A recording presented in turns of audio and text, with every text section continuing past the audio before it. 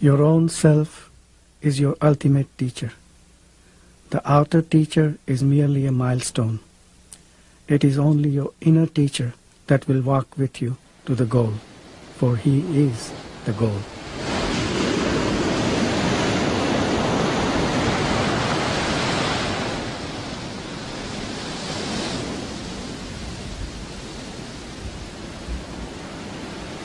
कल्पनेची होते कल्पना निरर्थक आहे. आता आकाश ही ज्याच्या पापडीचा प्रकाश आहे. पापडी उघडल्यानंतर आकाश निर्माण होते. मग तो कसा आहे? ब्रह्मांड प्रलयाने ज्याला स्पर्श केला नाही तो आया. ते ब्रह्मांड प्रलयाने सुद्धा ज्याला स्पर्श सुद्धा करू शकला नाही तो आया. होय म्हणत नाही म्हणा. तुम्ही ओळखत नाही किंवा जाणत नाही म्हणजे तो नाही म्हणणार. He says, भले तुम्ही ओळखत तुम्हाला कळत नाही. your argument leads to finally this, that you are not able to frame any concept to grasp it. Therefore you feel helpless. That's the only thing. You want to catch it by concept. You want to frame certain words and say, here it is. There you fail because you are bound to fail. He says, my state is such, that ultimate state. You cannot describe it. But it always prevails of the universes. I'd like to take a few minutes to introduce you to one of the great repositories of wisdom in modern times, Nisargadatta Maharaj. Nisargadatta lived in Bombay, India, but his outlook was universal. He led the modest life of a shopkeeper to provide for his family's needs, and saw only consciousness, God, or the self in all beings. Free from any outward expression of traditional or religious practices, he simply lived in an awareness that is an undivided whole. His appearance was unassuming, and his modest way of life was a great example of authentic non-duality in expression. And the extraordinary aspects of his life really lie in the very ordinary way he lived and worked in the tenements of Bombay. It's to these busy back lanes that earnest seekers of truth traveled from all over the world, simply to hear his words and ask him questions relating to their own quest for self-knowledge. Maharaj's message was always the same. You exist as the pure awareness, the supreme principle beyond mind and body. Abide as that. And while he guided those who turned to him through words, it was the sheer authentic experience of living in the consciousness beyond body and mind that empowered his words and awoke the recognition of truth in the hearts and minds of those who listened to him. Nisargadatta always spoke from his own direct experience, hammering away at visitors' conceptions and intellectual understandings of truth and freedom, teaching that one is already free and has never been bound. By turning within, one will see that the mind is a collection of thoughts, simply a shadow on the screen of consciousness. Maharaj's was an intense look that pierced into the very depths of the soul, yet infinitely compassionate to those who desired to wake up from the dream of ignorance. Again and again, Nisargadatta Maharaj asks those who seek to find the seeker and discover their real nature. Join me as we learn about the only journey worth taking, the journey of self-discovery. There is absolutely no difference between me and others, except in my knowing myself as I am. I am all. I know it for certain, and you do not. In reality, I am neither hearing nor answering. In the world of events, the question happens and the answer happens. Nothing happens to me. Everything just happens.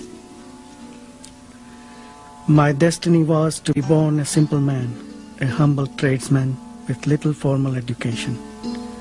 My life was of the common kind, with desires and fears.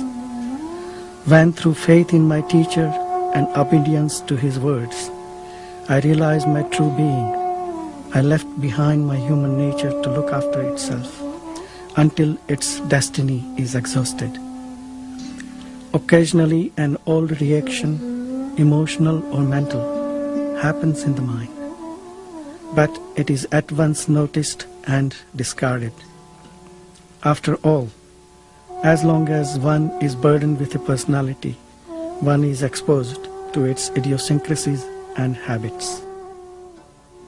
The fact that a young man who grew up in very impoverished circumstances, who had no formal education whatsoever, was granted the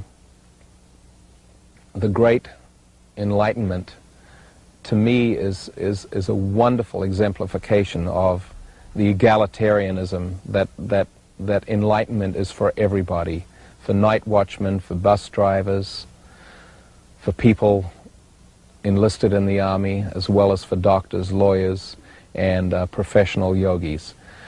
That a life of spiritual practice and a life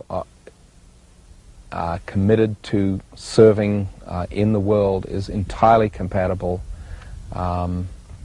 And I felt that Nisargadatta exemplified this wonderfully, that one does not have to be in a beautiful spiritual retreat to embrace spiritual practice.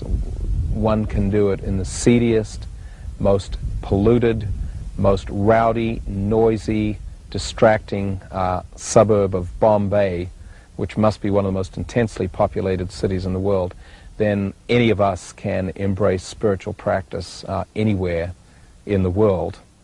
Nisargadatta was a wild, old Indian guy who had sold cigarettes on the street and then somehow had this extraordinary realization and sat in his apartment and waited for people to visit.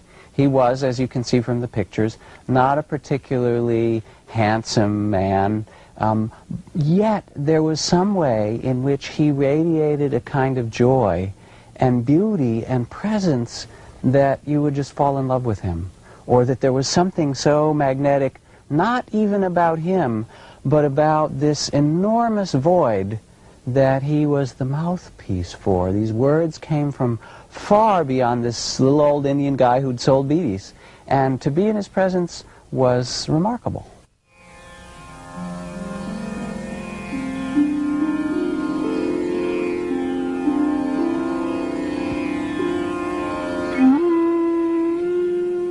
Nisargadatta Maharaj was born in 1897. His parents named him Maruti Shivrampant Kample. He was raised in a village south of Bombay, where he helped his father in agricultural pursuits.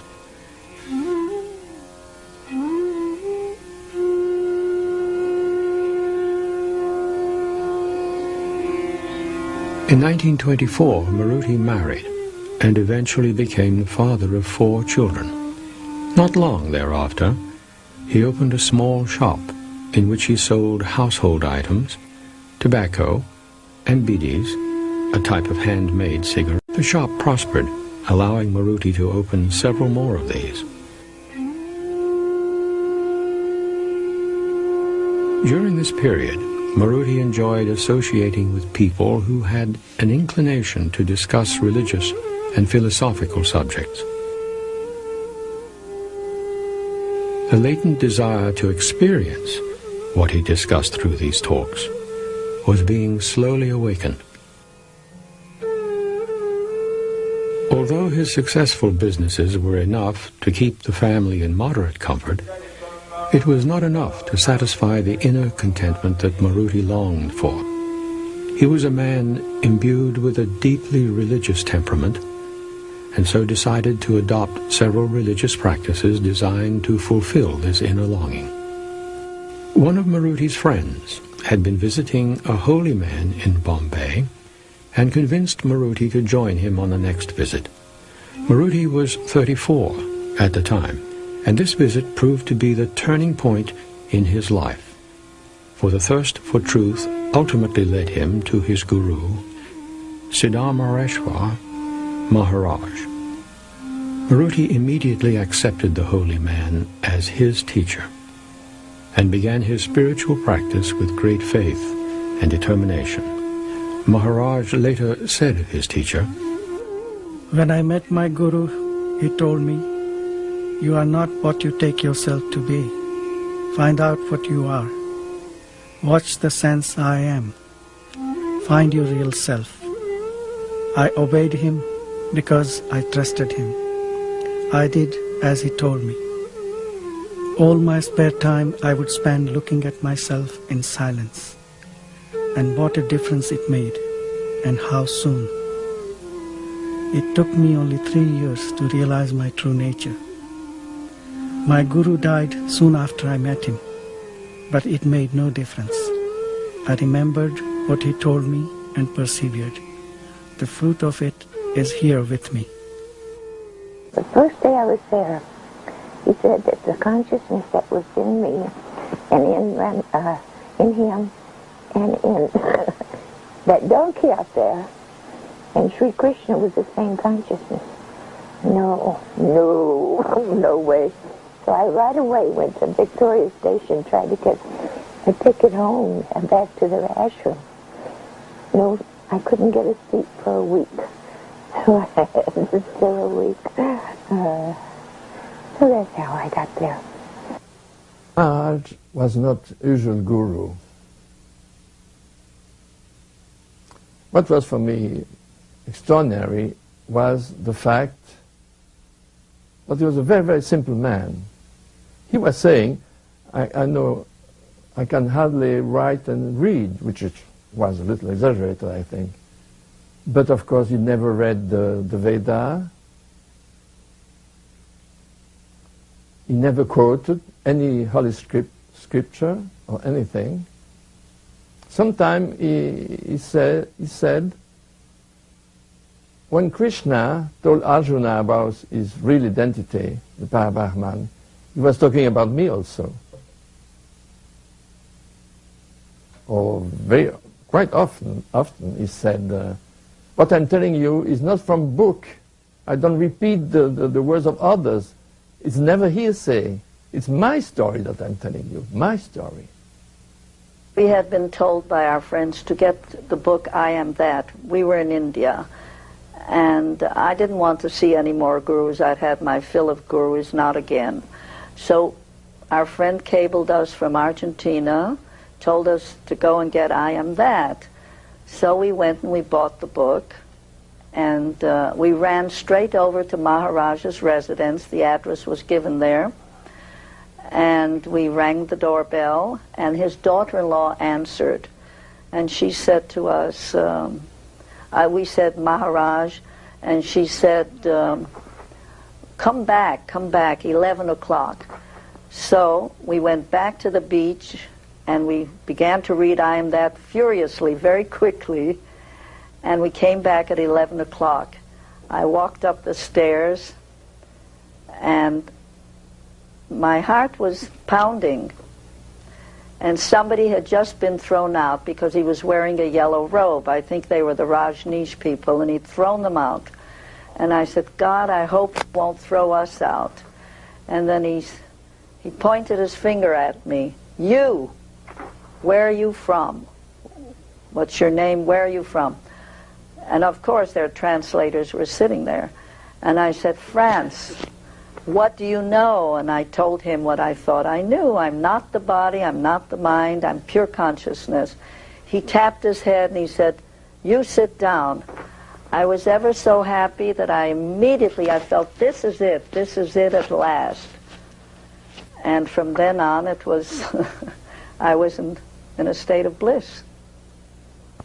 Part of what made it so extraordinary to be with Nisargadatta was to be with someone who wanted nothing from you. I have never in my life been with another person who wanted less from me or anybody. And in that not wanting anything, there was a sense of tremendous freedom and tremendous love.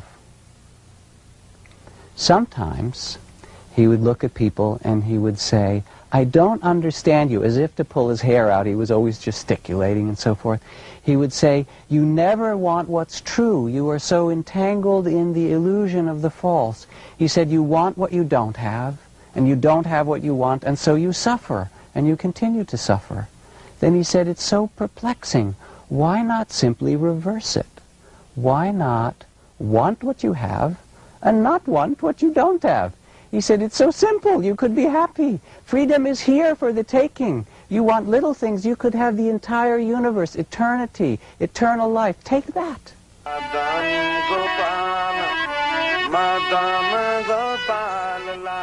In 1936, after the death of his guru, Maruti suddenly abandoned his family and prosperous businesses and began wandering as a mendicant throughout India. During these wanderings, he chanced to meet a fellow disciple of Siddhartha Maharaj, who persuaded him that an active life of dispassionate action was far more meaningful than such wanderings. Maruti took this advice to heart and returned to Bombay, to find only one of his beedi shops still thriving. Feeling that this was enough for his modest needs, he worked during the day at the shop while devoting himself to the quest for self-realization. Maruti felt the need to have separate quarters to intensify his quest, so he constructed an upper floor to his modest Bombay flat. He would retire to this residential loft to spend time in inner solitude. By the age of 37, Maruti had realized his true nature as the eternal consciousness, and took the name Nisargadatta, which means one who dwells in the natural state, beyond manifestation. Later, when the depths of his realization could no longer be hidden, visitors came from all over the world to visit Nisargadatta Maharaj and have their doubts cleared. Over the years, more and more people began to visit Maharaj in his small upstairs room, and bring with them the hopes, fears, and ideas about spiritual life that were built on the edifice of conceptual thought. Maharaj would directly see into the deepest regions of their being and return them to the truth of their own identity, helping them to transcend the limited ideas about who and what they truly are. I think Nisargadatta really, his teachings and the way that he taught is very, very available to a Western seeker, particularly people who are very psychologically oriented, people who are ready to look at their consciousness, are aware of the patterns of their mind, and again, willing to look at, willing to confront anything that goes on in their consciousness. Unlike a lot of other Eastern paths, rather than trying to totally transcend, detach, I would use the word dissociate from their consciousness, their experience, which is much more of an Eastern way. I think this kind of brings together both sides, which is the ability to look at what's there, and also the ability to look at what's there and let go of what's there. And one of the things that Maharaj always taught was that you really can't let go of something until you know what it is. We are so used in the West here to think that in order to work at it, we have to practice something, we have to do something in order to become something. That is how we're educated. When it comes to truth, the absolute truth, all the Advaita teachers, including Maharaj, have told us very succinctly that we already are what we seek. And all the exercises and methods, in fact, are futile. But we may have to go through them for many, many years in order to realize that. Maharaj wastes no time at all. He goes straight to the issue of the I am, and he says there is nothing you need to become. All that is required is a change in understanding only. You have merely to understand what you are not, and what you are will become very clear at that point. So it is very, very different from the progressive ways, which can go on forever and perhaps never arrive at what they seek. Maharaj asks us to take what is known, that which is mind stuff, as it were, to discover that which is beyond the mind and real. Because to go direct to the real would be an exercise in self-deception. It would still be the mind playing its old tricks. It would still be the mind projecting all kinds of wonderful concepts, but concepts they are.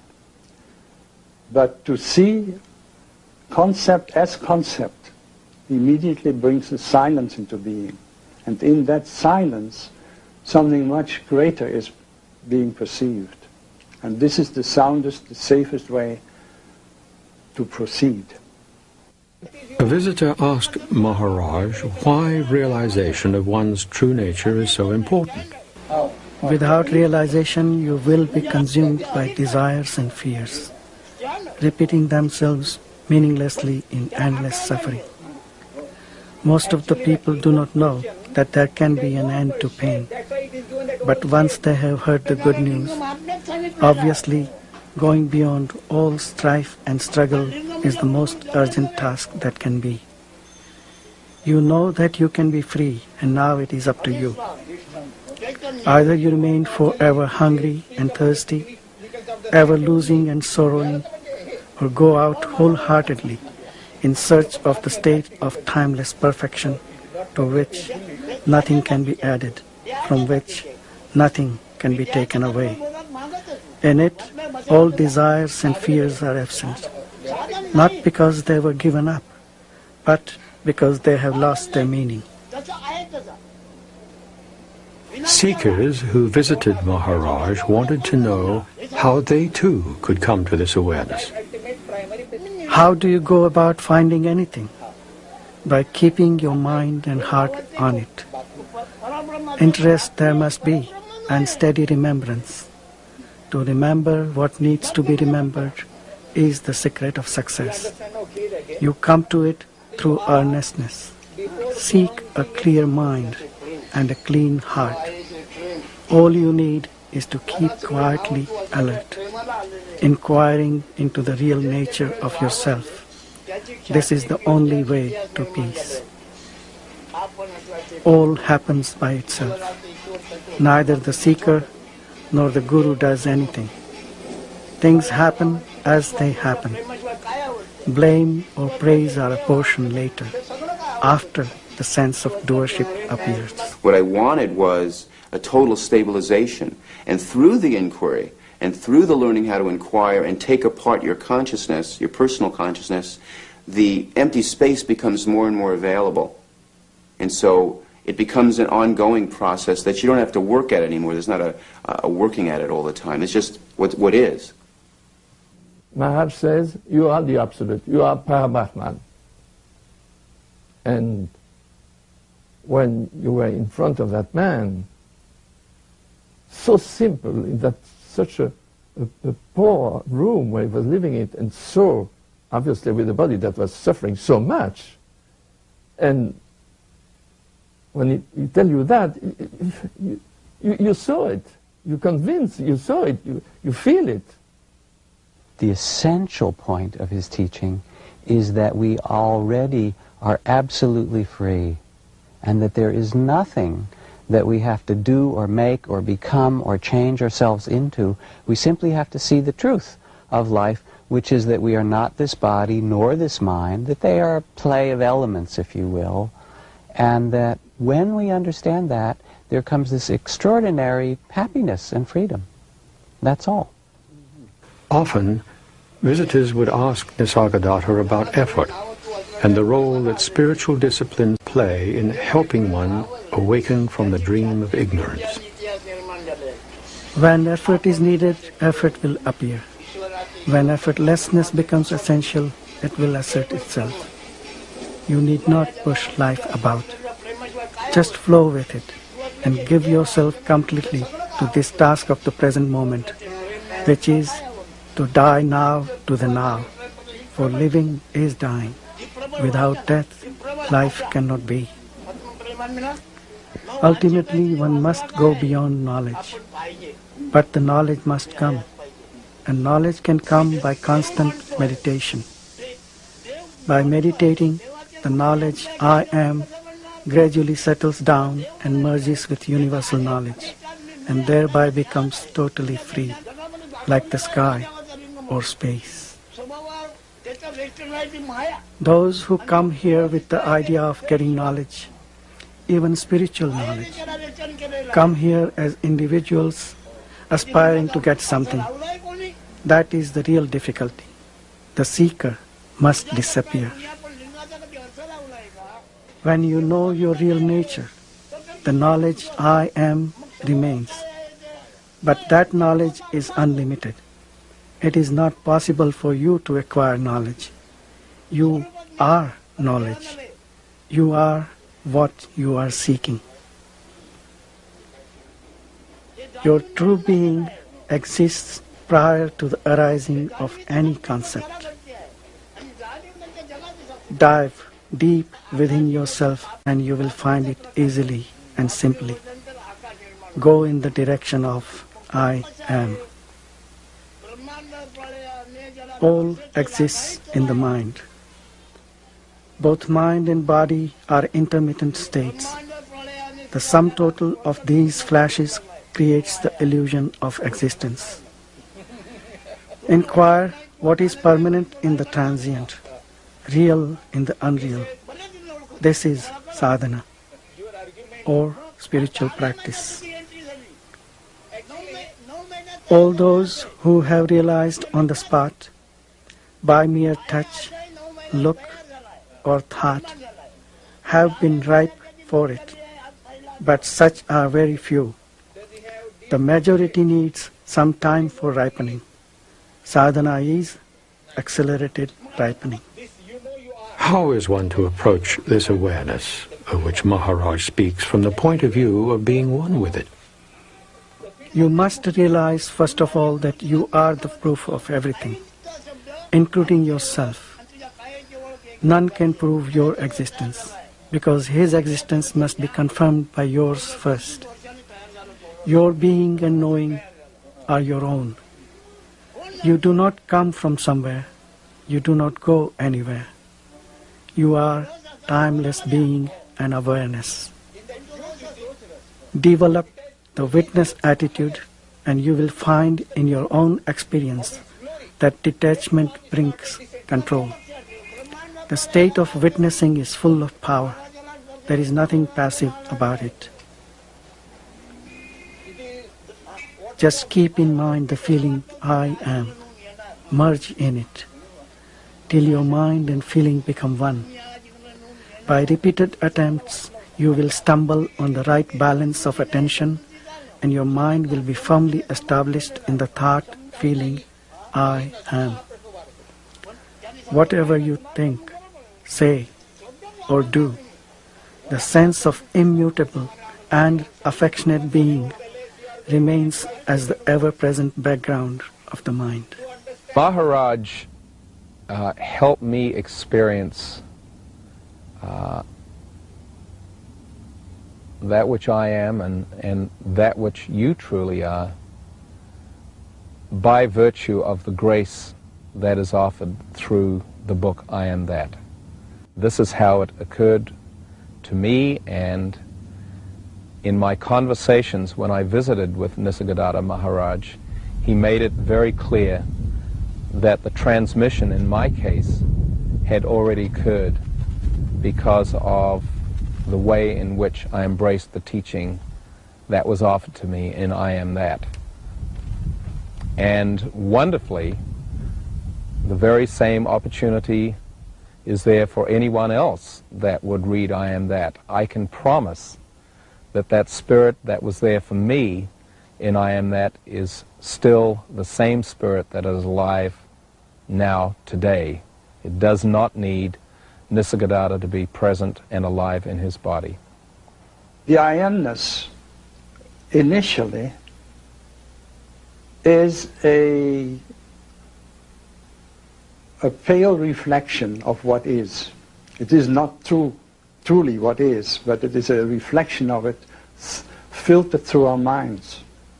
And that I Amness will develop. As one meditates more and more on it, it develops. And in fact, eventually, it fades as concept. It fades away as concept because its unreality is seen.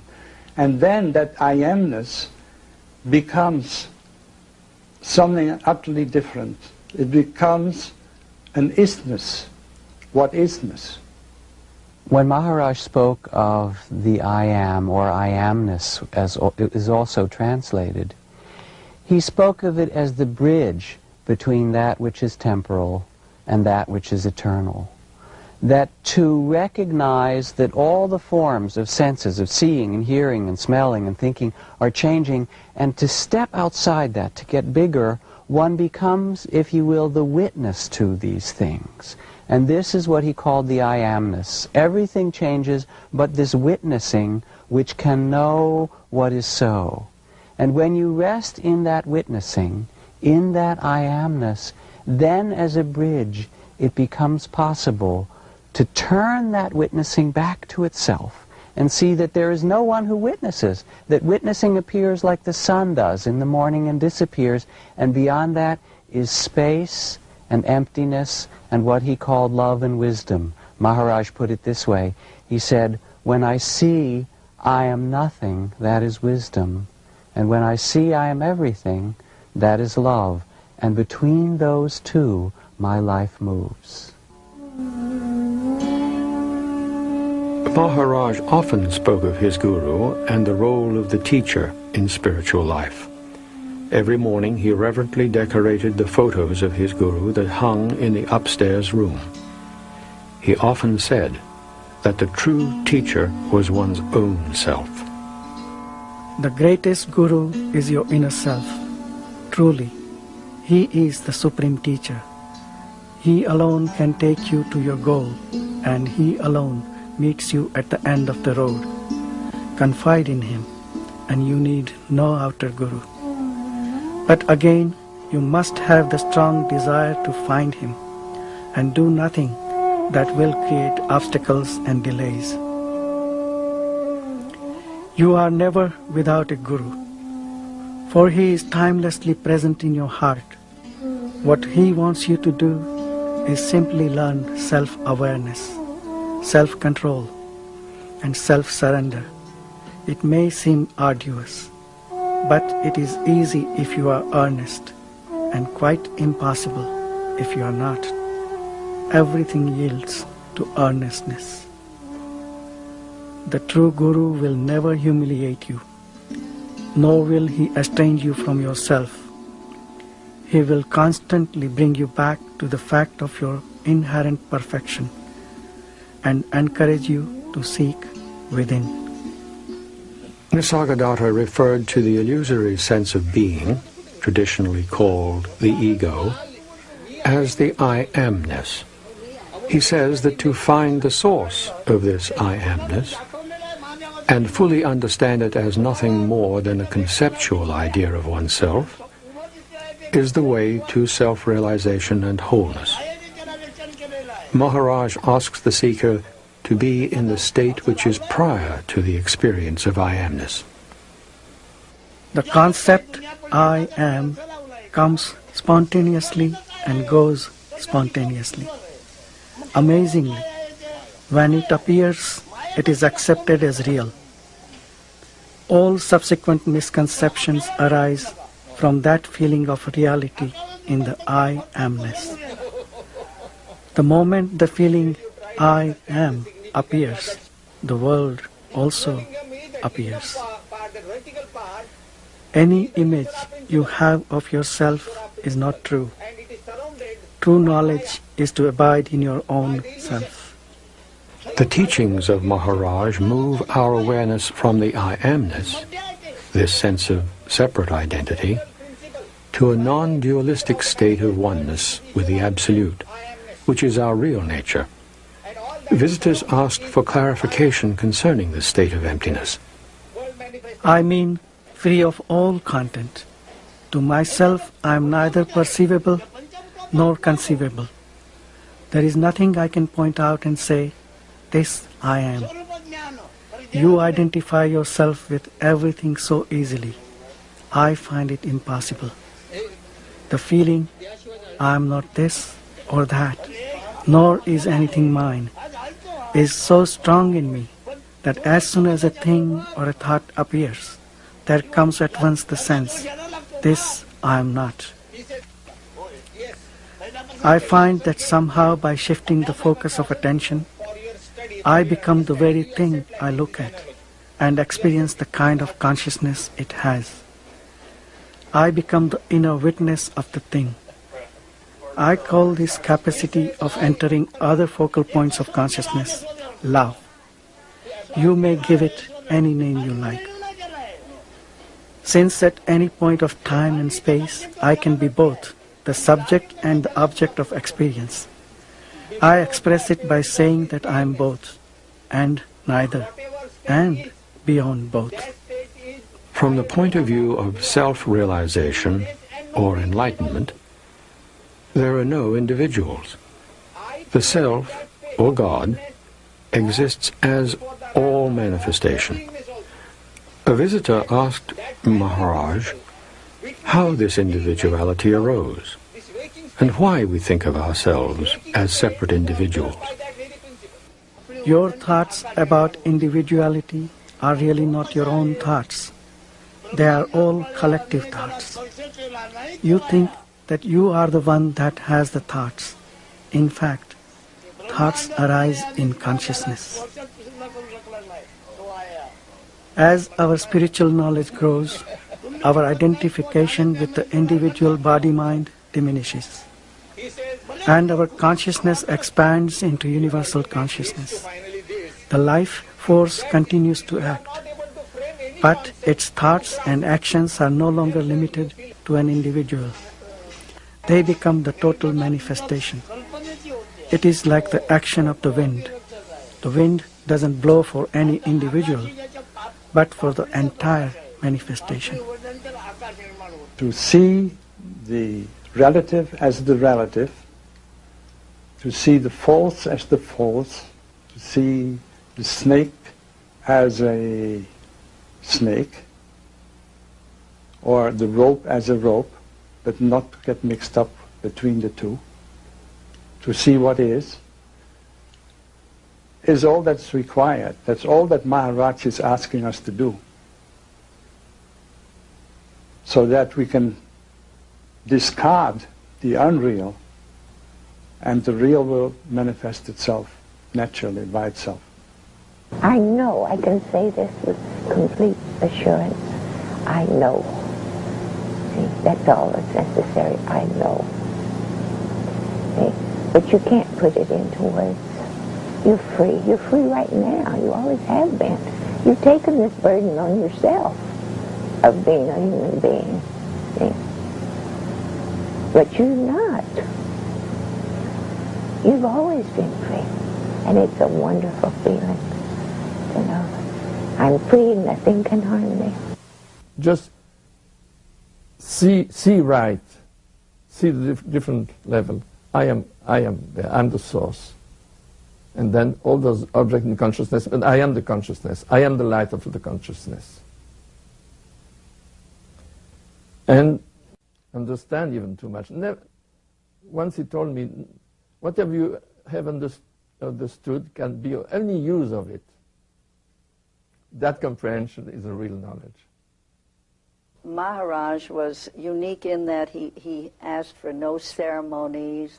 There was, you were just to remember, and always remember, that you are you are, as far as the rest of it is concerned, there's nothing else you're sure of.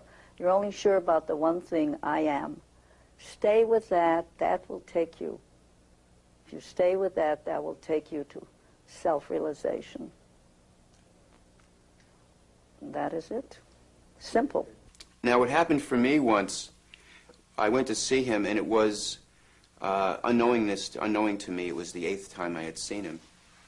And I asked him the question, and I said to him, back when I asked you the question, a thought comes by called, I hate myself, and I grab onto it and say that's me. Or a thought comes by called, I love myself, and somehow I identify with it. That's me. And again I asked him, how does that happen? And he got very angry with me, actually, and he stood up and he was pacing back and forth and yelling and frothing his arms around, and he said, you've been around long enough. You should know by now. There is no birth. There is no death. There is no person. It's all a concept. It's all an illusion. And he went like this, and this kind of light passed through me. And he said to me, now you know the nothing, and now you can leave. And when I walked out, going from his apartment to the train station to this 3-hour journey back to the jungle where I lived, and you have to go through this awful Bombay craziness, I truly entered into that emptiness. And the only thing that I remember is just before I was ready to get off the train, which is some 2 hours later, I all of a sudden kind of snapped out of it for a second and remembered that he had said, are you willing to stay 8 days and absorb the teachings? And I counted the number of days, and that was my 8th day.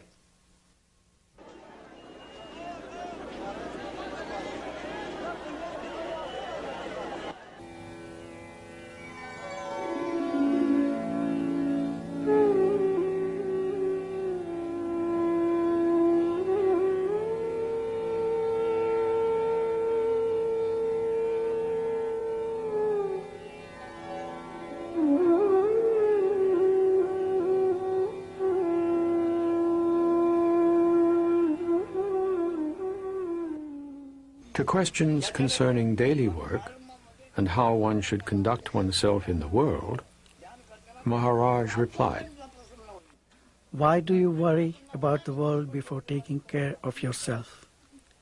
You want to save the world, don't you? Can you save the world before saving yourself? And what means being saved? From what? From illusion. Salvation is to see things as they already are. Keep quiet. Do your work in the world, but inwardly keep quiet. Then all will come to you. Do not rely on your work for realization. It may profit others, but not you. Your hope lies in keeping silent in your mind and quiet in your heart. By all means, attend to your duties.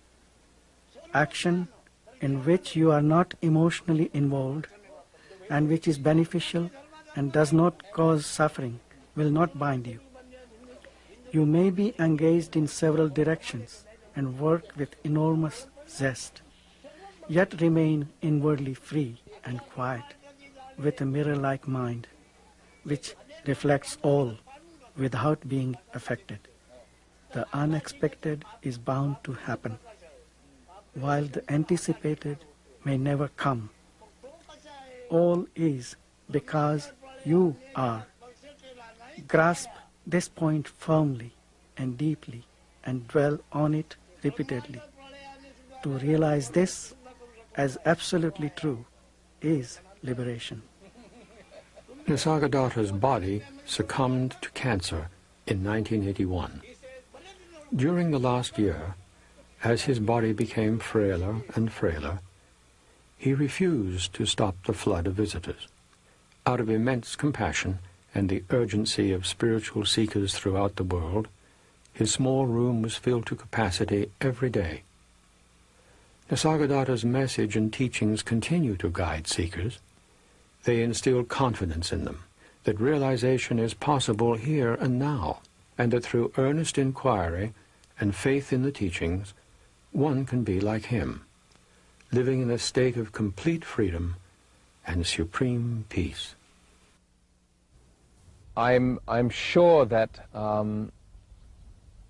the diagnosis of terminal metastatic cancer meant nothing to Maharaj, because he had already gone through the process of his death as a part of the process of his spiritual realization. And that a part of that realization is the realization that one is not an entity, especially an entity that's confined by this mortal frame.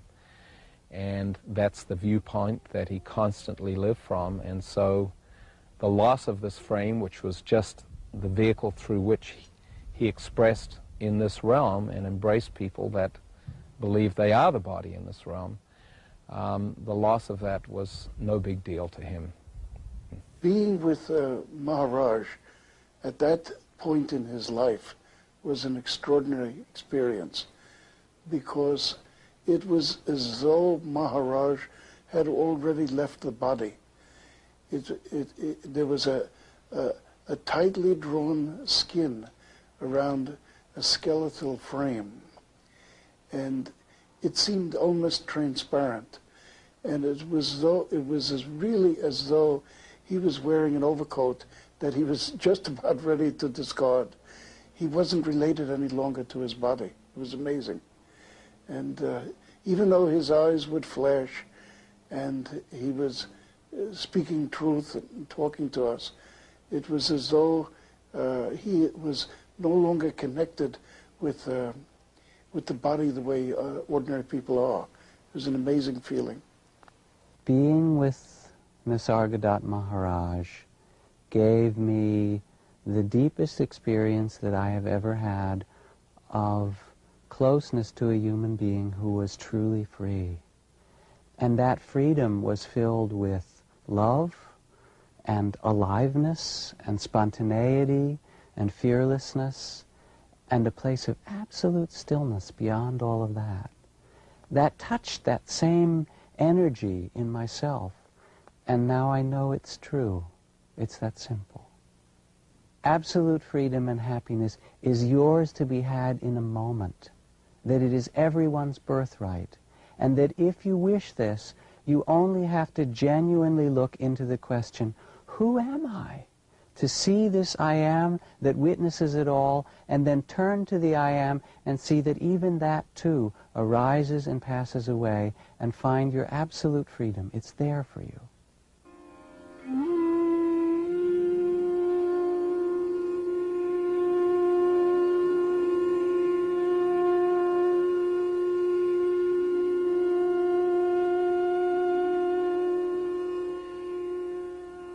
The one who has fully investigated himself, the one who has come to understand, will never try to interfere in the play of consciousness.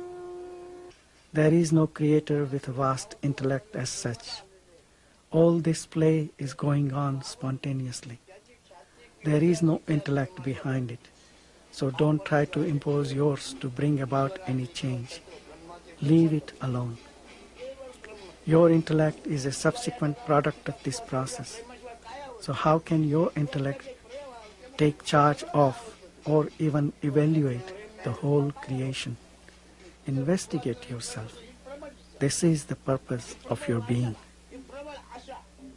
Spirituality is nothing more than understanding this play of consciousness. Try to find out what this illusion is by seeking its source. There can be no consciousness without awareness.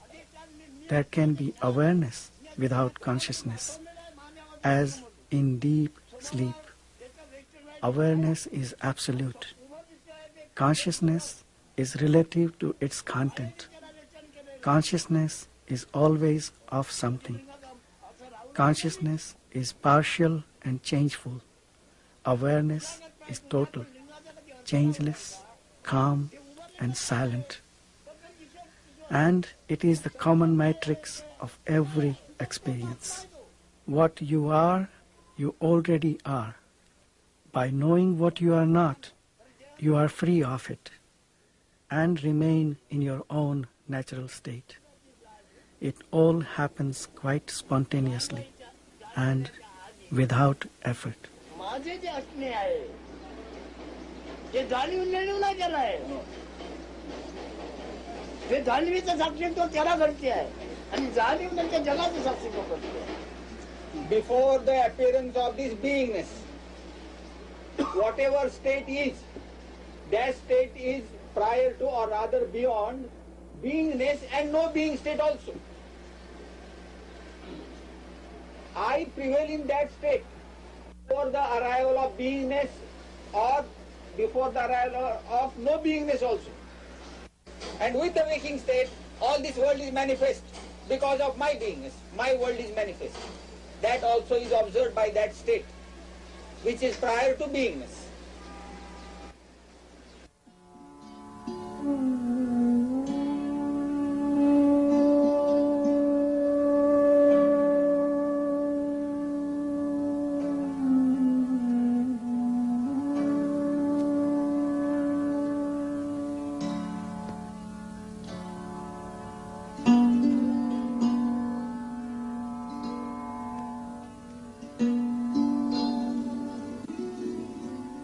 The essential point of his teaching is that we already are absolutely free, and that there is nothing that we have to do or make or become or change ourselves into. We simply have to see the truth of life, which is that we are not this body nor this mind, that they are a play of elements, if you will, and that when we understand that, there comes this extraordinary happiness and freedom. Maharaj put it this way. He said, when I see I am nothing, that is wisdom. And when I see I am everything, that is love. And between those two, my life moves.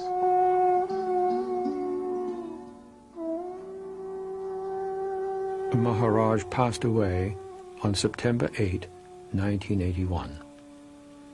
He remains present as the consciousness within each one of us.